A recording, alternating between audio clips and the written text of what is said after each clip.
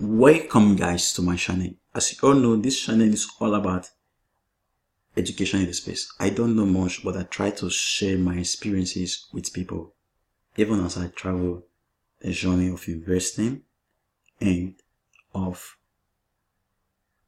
going through the blockchain space. I am 22 years old, so many of you are listening to me are far way older than me. Many of you might have been in business world. Maybe some of you are married, you have family experience, you have business experience, you have more experience. Many of you have, maybe you have academic prowess, so intelligent, or you are in the academic profile or whatsoever. I do not say for once that I am the most knowledgeable person. So there are times I could maybe say some things that might be wrong or might be wrong, right. So if I am wrong, just you can just reach to me, and I will gladly accept my errors and make corrections when necessary. So what I want to talk about today is why Ethereum is, I'm not saying the platform that will win the race to decentralization, but why Ethereum is likely to be one of those platforms that will be the backbone of the new internet. Now, when you are making arguments or you're trying to explain something, the facts are what you speak. Now, I will be analyzing this article that was written by Loom Network.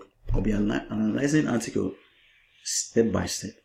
Now, let's start from it. It says each month, another company releases a white paper claiming to have the solution to the scalability problem. I'm not really on camera now. I would have showed you something. Now, if you were to travel to point A, if you are traveling from point A to point B, there are many ways you could use. You could use the plane, you could use the train, you could use maybe an ocean, you could trek by foot, you could use the bicycle, you could use this, you could use that. When you look at the crypto space, ICOs will continue to launch. ICOs will continue to launch. There are platforms that are going to say, we have 10 million transactions per second support.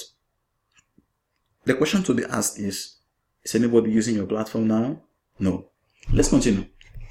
These new blockchains claim to be better, faster, and smarter than Ethereum. They say they can handle thousands and even millions of transactions per second. They say they have no transaction fees, and they have near instant confirmation times. Now I will skip this. Now let's give some of the reasons why Ethereum is likely to be the winner according to this article. First is Ethereum has an order of magnitude more developers building on it than any other platform, and this gap is widening by the day. Now, you all know for sure that development that has to do with blockchain systems are a little bit quite different with comparison when comparing it to the normal world software development. Sometimes you are required to learn this. You have aspects of game theory, incentives, things like cryptography, and those of you who develop these systems, you know more. Now, when you have frameworks like Ethereum Crypto Zombies that has over 200 users that have been using it since its launch, and this number is growing at 30,000 per month with no signs of slowing down. People are learning to code with Solidity. When you go on the internet, most of the tutorials on how to program are with Solidity. Always know that gap, it's widening. Now, the estimate I do give most times, I try to bring down things. This is, let's say 30,000 people signing up per month. And if the percent of people, and not everybody will complete the course, not everybody is serious, but let's say 10% of these people actually complete the course and note about Solidity. So 10%, that is 30,000. Now, of this 10%, let's say 10% of the 10% actually start building on Solidity. So that is what? 300 people per month. So the question is, how many platforms have 300 people bidding on? I'm just trying to bring down the numbers. 30,000 people signing up for Solidity, for Crypto Zombies class. 3,000 of them going through it, and then 300 of those people actually bidding stops. How many platforms have 300 people bidding on them every month? I don't think there is any of them. Another thing again is Truffle, a development framework for Ethereum, has almost 550,000 downloads. And are growing like 450 times or 450,000 plus users per month since January. And you see the growth is not slowing down. So this is the rate. This is not the price of people who have who have wallets. These are the number of people downloading and using the platform. That means if any blockchain wants to beat Ethereum in terms of developer adoption, it's not enough for it to catch up where Ethereum is. It has to exceed Ethereum's growth rate moving forward.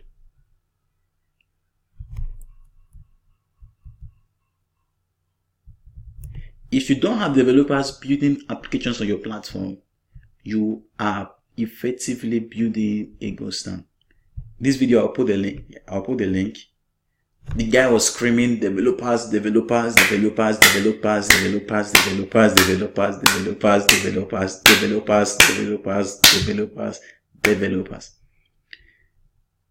The end is developers. And this is one of the things I actually understood later as I began studying the crypto space. Why projects were successful? Why was Neo successful? Why was Ethereum successful? Why are products successful? I began to understand that there are certain projects that are called protocols. Then there are other projects that are called apps, apps. And then there are other protocols that are just rubbish. Then there are other platforms that are called just rubbish. So I began to figure these three protocols, apps, and shit coins. And began to understand what makes a protocol successful. I began to study. I don't know much. I began to study what makes a app successful and what constitutes a shitcoin. I began to understand that it's not just enough to have protocols. I began to understand the things like, what is a community? Is community Telegram? Is a community Facebook? Is community Twitter? What makes up a community? I began to understand all these stuff. I began to understand, what is a platform? Does a platform have documentation? When you go on the Ethereum website, and you go to Ethereum, Ethereum ET docs.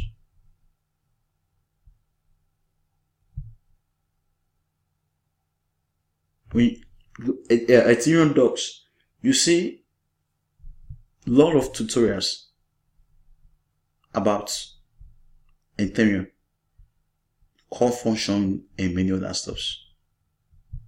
There is documentation. So many of these platforms are saying there is no documentation anywhere. It's only developed for platform people who know about software development, and it's not really good. Number 2 is that Ethereum has better tools and infrastructures for DApp development than any other platform. Think of it. When we talk about Trufo, Euphoria, W3GS, OpenZelle, Get, Ganache, MetaMask. How many people use MetaMask, Crypto Zombies, MyCrypto, Etherscan, ERC20, and ERC72. Let me show you something. I can't actually find the file, but what the file actually talked about, it was Consensus, one of the platforms that invest in Ethereum startups, that is founded by Ethereum Joseph. He talks about the various tools that are actually within the Consensus platform that has to do with Uport, MetaMask, many different standards that could help the developers build stuff. Now it says these tools, among many others, there are many others. I should have brought that, but I'm not really saying that. I'm trying to go through my system. I don't really know where it is now. These tools, among many others, that different developers have tirelessly poured hundreds of thousands of hours into, and they are free to use for any Ethereum developer who wants to build the app on Ethereum. Now, in this development ecosystem is only growing as time goes on. Our team, at least a dozen others, are in the process of building even more tools and infrastructure around Ethereum the app development that will make Ethereum developer lives even easier in the future. Its McAfee's law applies to the developer infrastructure. The more developers building useful stuff, the easier and more enjoyable it becomes for new developers to build, and the effect compounds on itself. Look at Ethereum, for example. You have a platform like 0S protocol, a protocol that will allow anyone to build, that give someone access to tools that they can use to build decentralized applications. You can see them building relayers. You can see them. Look at the platforms that we built on them. You can see platforms like Paradise that was just acquired by Coinbase. You can see different platforms, Radar Relay, and many others. Now, when you shift, you see other projects like Origin Protocol that gives you access to build tools for the decentralized economy. We talk about platforms like Kenya, Bouncing OS, if I'm not mistaken, Storica, and lots of platforms. Simply platforms you can simply go, customize what you want, and you build applications. Is it BitToken and all that? Now let's go deeper. Number 3 thing is that Ethereum does not sacrifice decentralization. Now, when it comes to blockchain, there is a fundamental law called the scalability trilemma. It's a kind of law of physics that says a blockchain can only have 2 of these 3 properties: scalability, security, and decentralization. Now, I don't know much about software development or blockchain development, but one of the things I know, the reason why the Bitcoin network is slow is because every node in the network have to confirm and attest to the authenticity of a transaction. Now, when you are bringing other solutions, I might be wrong, but when you're talking about sharding, what I know from sharding is the sharded parts of the network have to communicate with other parts. That is where it becomes very difficult in possible exploitation can actually happen within the network. And then you talk about other projects that says there is a choosing of central nodes, just like you have EOS, the choosing of 21 delegates. Now, those have its own drawbacks and all that. So when you look at the blockchain domain, if you want to have faster transactions, it simply means that you're going to design a system where centralization will be a little bit compromised. And then when you also look at blockchain systems, like you make a system and nobody can make a change to it, it has its own benefits, it has its own drawback. So we have to know fully aware that you can't have all the theory. You have to do some trade-offs. What this means is that the same level of security, if you want to increase blockchain scalability, you must sacrifice its decentralization. Why is this true? Due to the nature of blockchains, every single validator, as I told you, needs to run every single computation that occurs in the network to ensure its security. Now, if you want the network to be sufficiently decentralized by having thousands of users running validators, the maximum number of transactions per second needs to be capped by what the average user PC in network speed can actually handle.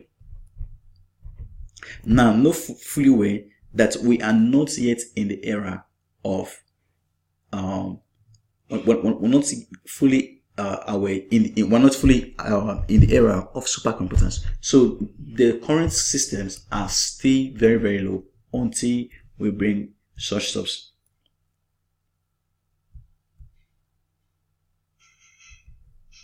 Now, why does decentralization matters? There are some articles that was written by Chris Dixon, the CEO of Bank to the Future, one of the platforms that have been very, very successful with investing in startups.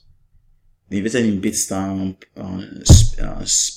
Shapeshift, and tons of projects. You can actually check them up. And then Spencer Bogart. Why does decentralization actually matters? Chris Dixon said developers are a lot incentivized to build on a platform that they know is not going to change the rules on them later down the line, taking away their audience and platform. If you build your application on Facebook or Apple App Store, you have to trust these platforms that they are not going to ban you in the future. Block certain users from using your app or seeing your updates, or start charging you higher fees to keep accessing the same platform. Ethereum, on the other hand, is so-called permissionless. Now, there are many arguments, like when you talk about the Apple Store, or let me use the Apple Store for example. When you build an application, first, for your people to access the application, you have to submit it to the Apple Store. Now, there are a group of individuals and then software mechanisms that they will have to use to check what you built. They will have to check for things like viruses. They will have to check if the application you built has the capability to spy on users or take users' data without their permission. And then they will have to check for things like if you've paid the transaction fees and many other things, if it's against government regulations and all that. But when you look at Ethereum, the next wave of the internet, the new internet that blockchain systems are seeking to build, which was the vision of Satoshi Nakamoto. How do we build systems that are permissionless, that removes third parties from the equation? Now, there might be arguments like, Ethereum as a platform, people use Ethereum to do a lot of things, especially in 2017. Many people use Ethereum to perpetrate a lot of crimes. There were many Ponzi schemes that came up, like Devolcoin, many of them that high yield investment programs, control finance, and many of them. Now, does that mean that the platform itself is flawed? No. When Alfred Nobel invented the bomb,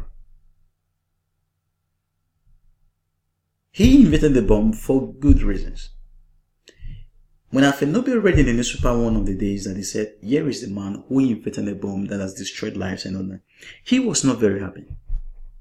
And he was like saying, oh, that which I thought was to do humanity good was actually doing humanity wrong.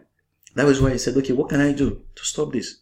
What can I do again that will benefit humanity? That is what bettered the Nobel laureate prizes, the Nobel Prize and all that. So it's not up to Ethereum, it's up to people.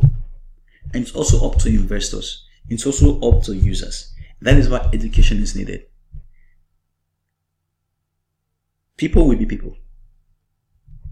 And things will be things. Ethereum can be used by anyone for any purpose without needing permission from anyone. No one can stop you from uploading a piece of code into the Ethereum blockchain. No one can stop users from executing it.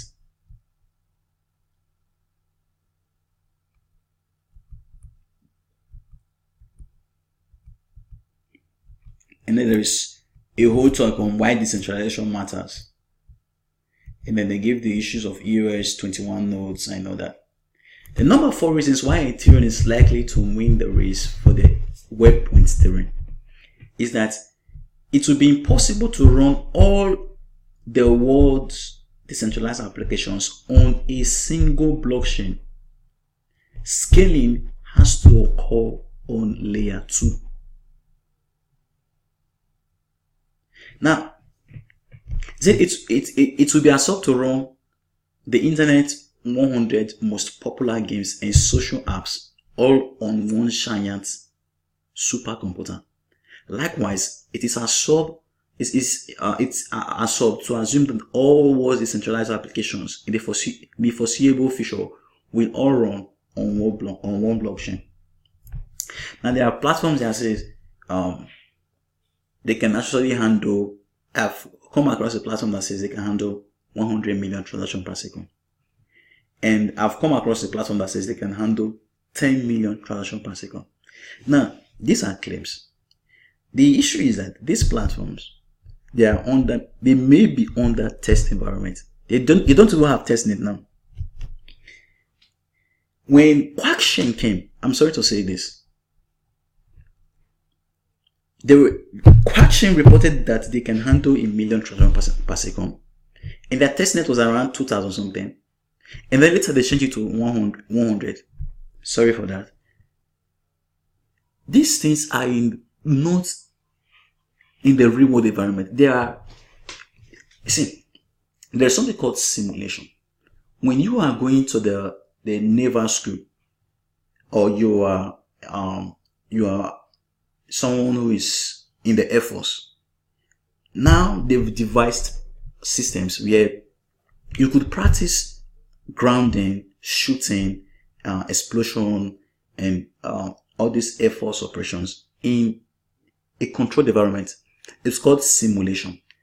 Also, with the guys who study the military, those in the military, those in the maritime sector, people in many fields, they try to simulate.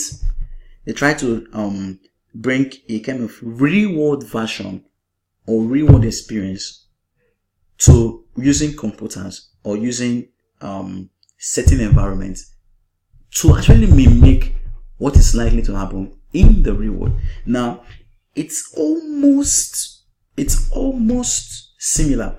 But let's say, for example, you are practicing shooting in the military in a controlled environment. It's more different. It's more different from the real world situation. So many of these blockchain platforms don't know that. And there is so much hype around the crypto community today that this platform will perform 1 million transactions per second. True. Now, let's look at some of the quick numbers. Like Facebook experiences 30,000 plus likes or comments per second. Nasdaq, for example, sees 20,000 plus trades per second. And then there are games like PlayerUnknown's Battleground that can handle over 1 million concurrent users updating game state. Now, when you look at platforms that are making all these claims, if you build that is the figure they're giving. 100 of these platforms. Can you build Facebook on that platform? Can you build Twitter on that platform? Can you build YouTube on that platform? Can you build games that 1 million users will be using on that platform? You will crash the whole system. You will crash the whole platform. You will crash it. That even you yourself, you know in your, okay, this is mine. Let me open my system for you. This is my system, for example. My system is 1 terabyte. And now, this is the local disk is showing 219 gig of the size. I partitioned it. There is still 16.5. It's still slowing down. Now, if I want my system to keep running, I will have to make sure that I don't exceed half of it. So I have to keep 5 gigabytes empty, because when you pack too much on the system, it's going to slow down. Also, the same thing with blockchain systems. They might be capable of running 1 million transactions per second, but if you do that, imagine one of the platforms running 1 million transactions per second. Another platform, it's not really good. So when you are actually investing, know and think on that. Now, scaling has to occur on layer 2. And one of the platforms that is seeking to solve one of such things is Achain. Now, Achain know fully well that Achain, is it Achain.com? So Achain says, the founder said something, that there is no single blockchain that is going to solve all the problems. So what would they do? They says, if you have an industry needs, what you do? Simply come to the system, you fork the system to meet your need. There are systems that need 10,000 transactions per second. There are systems that need 10. There are systems that need 5. There are systems that need more security. There are systems that need less security. There are systems that need A and the systems that need B. So you cannot build one system to suit them all. And it's also the same thing with websites. You see the internet. There are systems that you can build to support websites. There are systems that cannot support websites.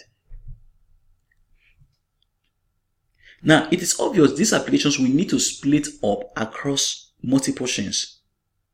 We realize this at Loom. We present the idea of application-specific side chains.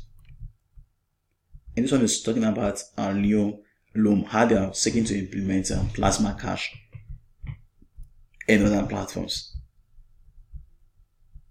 Now, do you think, number 5 reasons, new platforms are proven, why Ethereum security has stood the test of time.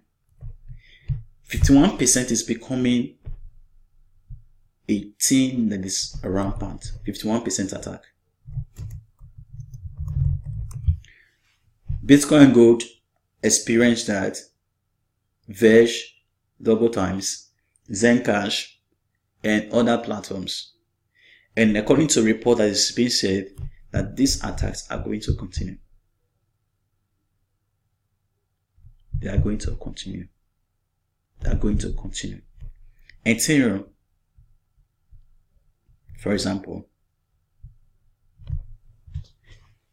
has been there. No platform has rivaled it. No platform has been able to hack it. No individual or group of individuals has been able to hack into this stuff. We're talking about $61 billion.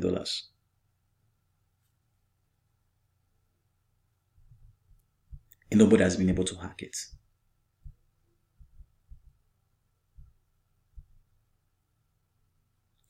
Ethereum might not be perfect.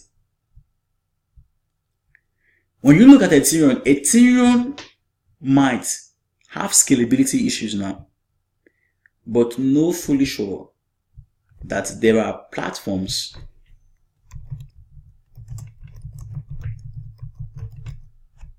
that are seeking to solve Ethereum scalability issues.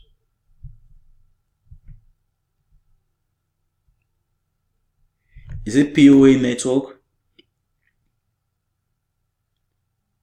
Is it? There are different solutions that are coming to solve Ethereum's problem. So when you are considering investment, and one of the person I like so much on YouTube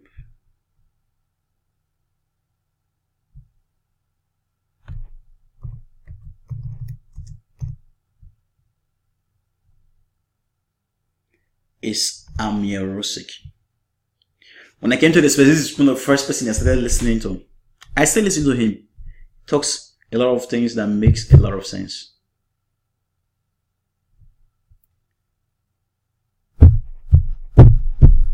Ethereum is not going away. Ethereum is getting stronger. A very close competitor to Ethereum, you can talk about NEO.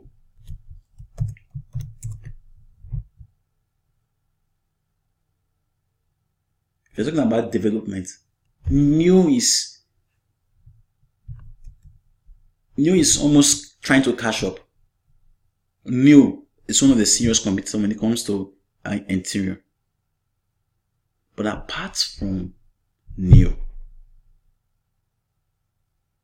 then talk about the improvement with Bitcoin.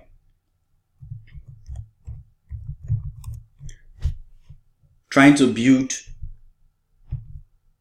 smart contracts on the Bitcoin network. The RSK platform that they've been building. I've explained it. You can see my video. I gave a little bit explanation of the RSK system. Apart from trying to build on RSK, trying to build on Bitcoin, and then you talk about Ripple bringing kudos. These are established platforms bringing kudos that will help people host smart contracts on Ripple. I see few competitors. I see few competitors in this space. Forget the hype. There is much being said out there. But I see few platforms giving Ethereum a tough time. I'm telling you, I see few platforms. They may be money bags. But the race is, if there are potential people competing, I think Ethereum is way ahead. They will have competitors from Ethereum, like those who are strong competitors. You have NEO. I can see for NEO. NEO is a very strong competitor. NEO is a very strong competitor. And apart from NEO, I've not really seen any platform that is near Ethereum, sorry. Apart from NEO, I've not really seen serious competitor. I've not really seen. I've not seen. So guys, that is all I have to say for now. Always be futuristic. If you are trading your coins, maybe you are just buying the coins for the near future just to sell, you might not consider everything. But if you are going to invest, if you're not the person that is just speculating, if you are going to actually invest your money for the next 2, 3, 4, 5 years, you want to make sure that what you're investing in has substance. If this is the only video you've listened to in the crypto space, it's going to help you evaluate projects. It's going to help you evaluate your investments. So guys, do have a very good day. Thanks.